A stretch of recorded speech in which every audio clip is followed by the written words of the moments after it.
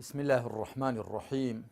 مامۆستا عەلی باپیر سەرۆکی کۆمەڵی دادگەری کوردستان جارێکی دیکە هۆشداریدا بە دەسەڵاتدارانی هەرێم و ئەوانەی بە غوروریان هەرێمیان بەرەو بووکانەوە بردووە.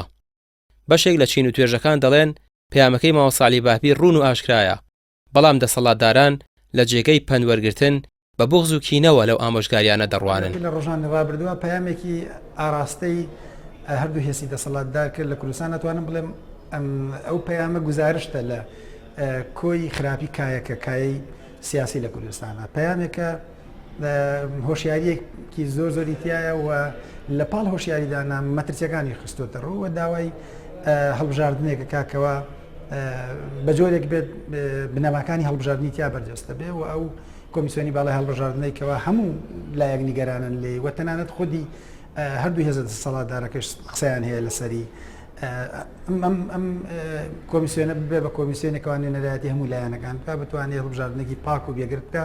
جگە لەمە بۆ ئێستا ڕێگەیەکی تر نییە. ئاخر ئامۆژگاریەکێکەکرێت کە خۆی باش بێت، یعنی من ڕاستە ئەمەلێتوانە دوێژە کێشە، یعنی بەسە بێ بە بزانین مهندسێک مجموعەیە کرێکارە بێ بۆ بینایەک کە بیرروخێنێ دوای ئەو مهندسە ئەو کرێکارە نایەنێ بۆ چاکیکە. یەکێتی و پارتی دوو هێزی ڕوخێنەرن لە هەرێمی کوردستان، ئەمانە ناتوان هەرێمی کوردستان چاکەن. دەبێت ڕۆژێک بێ ئەمانە کۆتاییان بێ بدرێت بەدەست کەسانی ترۆ بۆ ئەوەی چاکی بکەن. اینجا ئەم ئامۆژگاریانە وەرناگرن، بۆری ناگرن لەبەرەوە ئەو واتی ئەگەیت تۆ ئامۆژگاری ئەەکەی بۆ مەساڵحی خۆتە، کەچی لە ئەسلی بابەتە ئامۆژگاریەکە بۆ مەساڵحی هاوڵاتیانی هەرێمی کوردستانە، نەک بۆ مەساڵحی خۆی بێ. چونکە تۆ ئەتەوێ موچە لە کات خۆیان بدرێت، ئەدەوێت خزمەت گوزاری بگاتە هاوڵاتیانە، دەوێت ئەو پارێکە لە عێراقەوە دێ بە زووترین کات بگاتە ئێرە بگاتە دەست هاوڵاتیانەوە.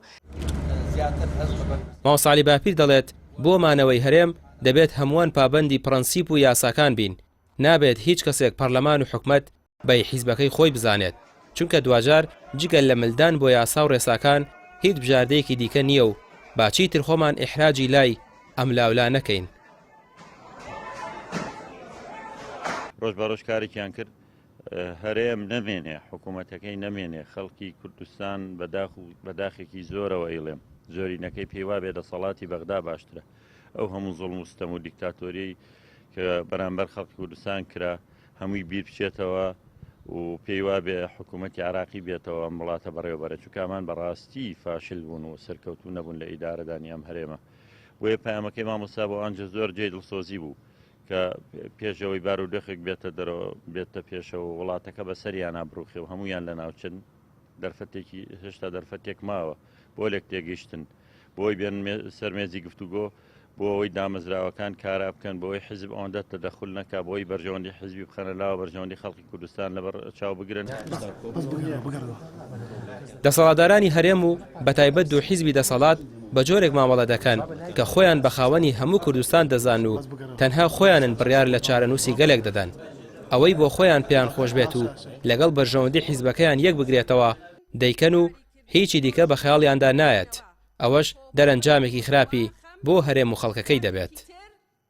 ڕامیا عوسمان، کەناڵی پێیام، سلێمانی.